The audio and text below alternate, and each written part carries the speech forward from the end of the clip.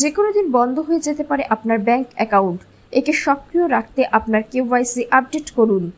1 জুলাই থেকে 30 সেপ্টেম্বর পর্যন্ত রাজ্য জুড়ে চলছে কেওয়াইসি আপডেট কর্মসূচি।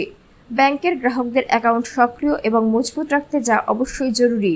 তবে কখনোই অপরিচিত কোনো নম্বর থেকে SMS কিংবা ওটিপি শেয়ার করবেন না। সরাসরি ব্যাংকের শাখায় যোগাযোগ করুন। আপনার নিকটস্থ ব্যাংক শাখা এবং গ্রাম পঞ্চায়েত ক্যাম্পে যান। আধার বা ভোটার আইডি বা ড্রাইভিং লাইসেন্স বা পাসপোর্ট কিংবা NREGA চাকরির কার্ড সঙ্গে নিন। যদি কোনো তথ্য পরিবর্তন না হয়, স্বঘোষণা যথেষ্ট। ভারতীয় রিজার্ভ ব্যাংক দ্বারা পরিচালিত বিভিন্ন ব্যাংকের উদ্যোগে প্রচার অভিযান চালানো হচ্ছে।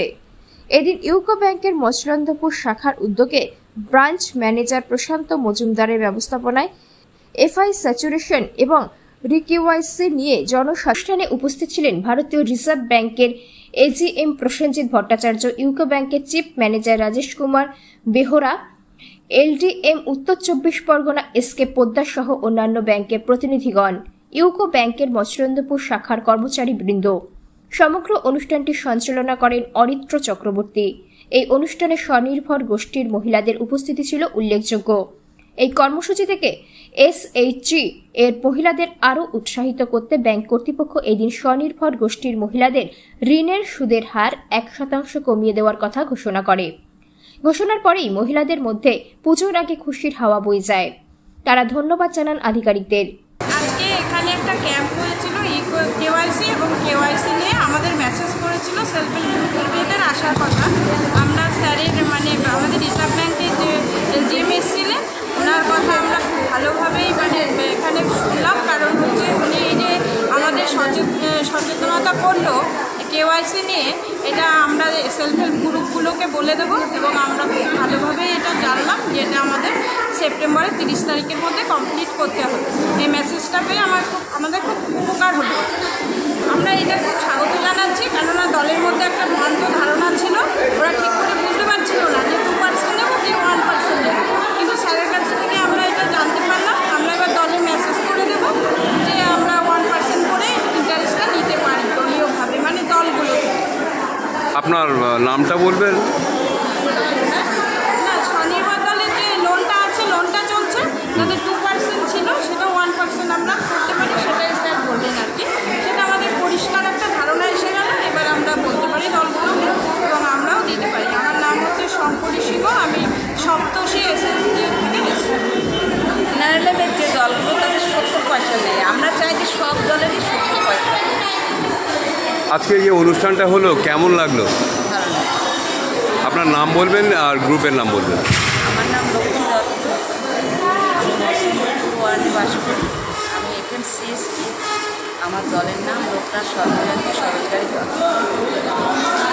সঞ্চয়ের পাশাপাশি ব্যাংকের গ্রাহকদের কোন বীমা করা দরকার তা নিয়ে উপস্থিত আধিকারিকেরা সবিস্তারে জানান।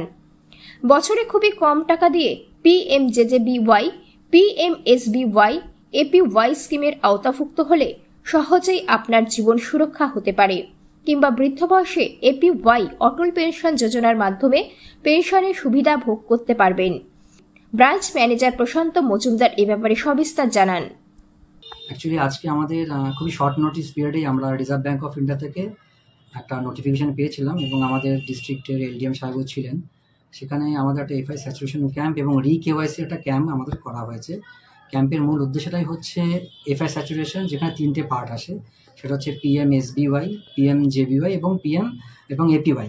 PMSBY হচ্ছে প্রধানমন্ত্রী সুরক্ষা বীমা যোজনা এবং পরের পার্ট যেটা হচ্ছে সেটা হচ্ছে প্রধানমন্ত্রী জীবন জ্যোতি বীমা যোজনা এবং APY হচ্ছে অটল পেনশন যোজনা। এটা স্টার্ট হয়েছে 1 জুলাই থেকে এবং এটা ক্যাম্পেনটা শেষ হবে আপনার 30 সেপ্টেম্বর।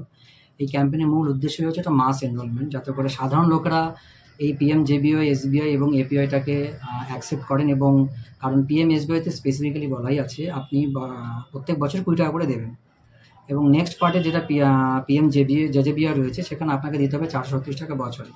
আর APYতে বয়স থাকতে হবে 18 থেকে 40-এর মধ্যে এবং সেই ক্ষেত্রে আপনারা আপ টু 5,000 টাকা পর্যন্ত আফটার রিটায়ারমেন্ট, দ্যাট মিনস 60-র পরে আপনি পেনশন পাবেন 5,000 টাকা পর্যন্ত। তো এই স্যাচুরেশন ক্যাম্প করার মেন উদ্দেশ্য যাতে করে গরিব অ্যাডাল্ট যারা রয়েছেন তারা সবাই এটাকে অ্যাকসেপ্ট করেন এবং এটাই আমাদের ক্যাম্পটাকে সাকসেসফুল করেন। এবং আমি হামলে রিকোয়েস্ট করবো আপনারা সবাই এটাকে করুন এবং আমাদের ইউকো ব্যাংক মসলন্দপুরে আমরা সেটা করছি। আপনারা কাইন্ডলি আমাদের এখানে ভিজিট করবেন।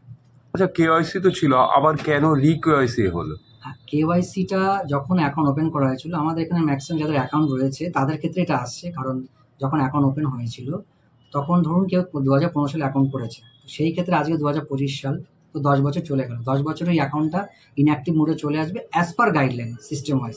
তো সেই অ্যাকাউন্টটাকে আবার অ্যাক্টিভ মোডে আনার জন্য আমাকে আবার কেওয়াইসি দিয়ে, মানে রি-কেওয়াইসি করে অ্যাকাউন্টটাকে চালু রাখতে হবে। এবং এটা খুব একটা মেজর টাস্ক নয়।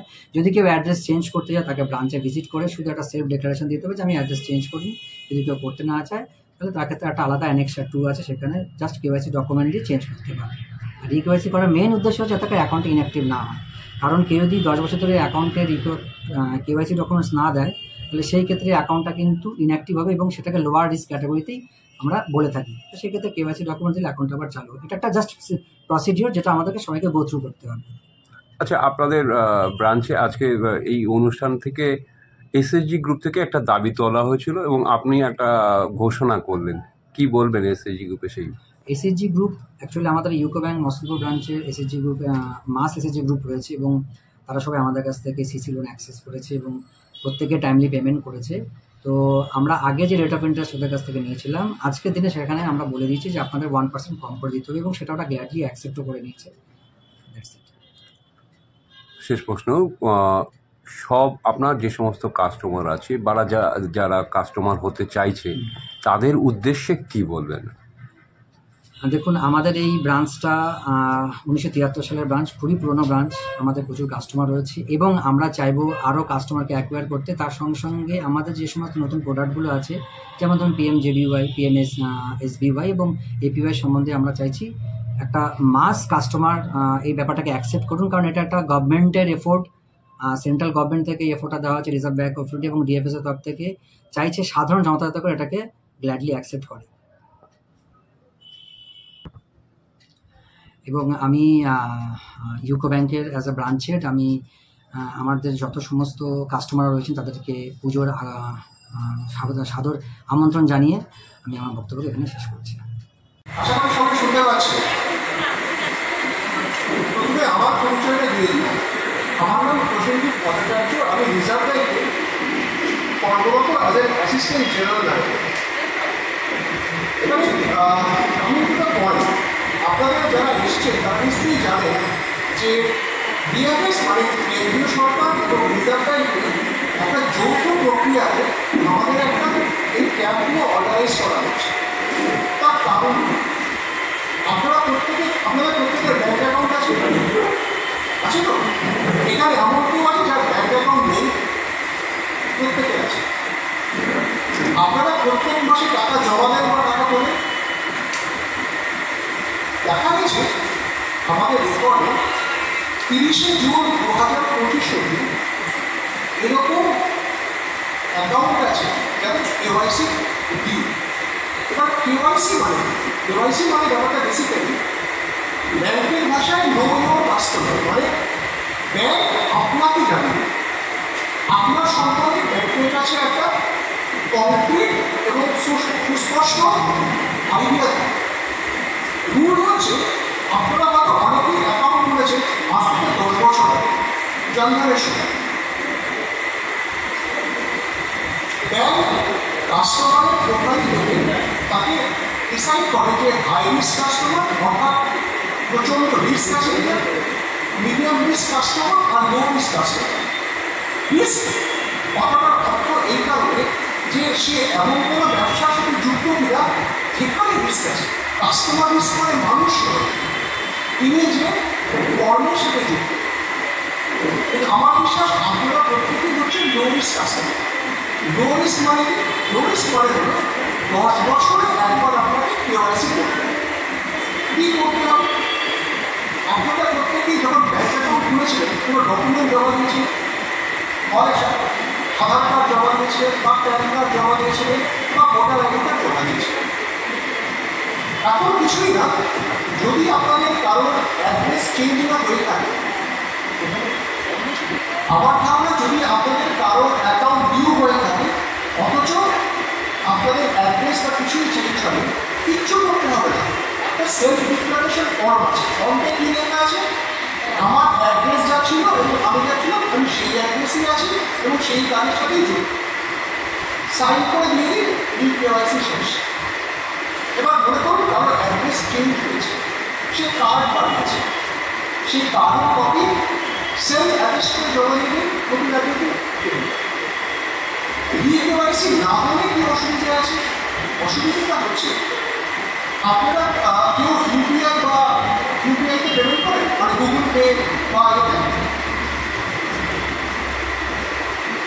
অসুবিধাটা হবে এইখানে যে ব্যাংক অ্যাকাউন্ট, ব্যাংক বলবে যে আপনারা টাকা জমা দিতে পারবেন কিন্তু টাকা দিতে পারবেন কেন না, ব্যাংকের কাছে রুল করা আছে। ব্যাংক আপনাকে 3 বার জানিয়েছে যে আপনি কেওয়াইসি করতে আসুন, আপনারা এলেন না। ব্যাংক তখন লিখেই দেবে যে আপনার অ্যাকাউন্টে টাকা জমা দেবে, টাকা নিতে পারবেন।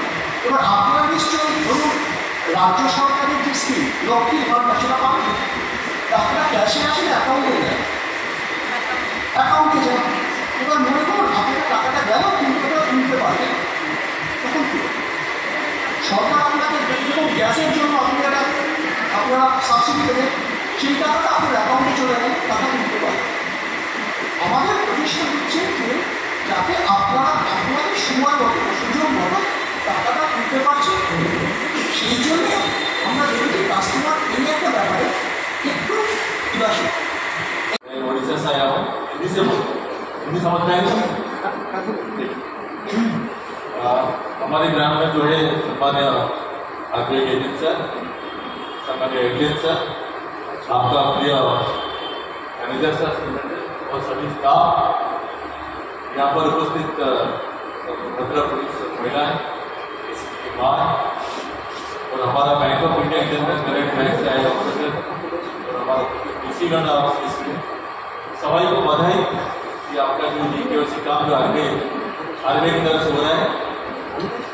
आज यहाँ पर अभी चल रहा है, यहाँ से जाएंगे वो गायगड़ा जाएंगे, दूसरा बैंक से चल रहे हैं, वहाँ पर गंगा भी जाएंगे, तो एक दिन क्या करेंगे, ये क्यों चल रहा है? तो आगे जो परिश्रम कर रहे हैं, जो बैंकों को और बाकी सभी लोगों का को समझाते क्यों?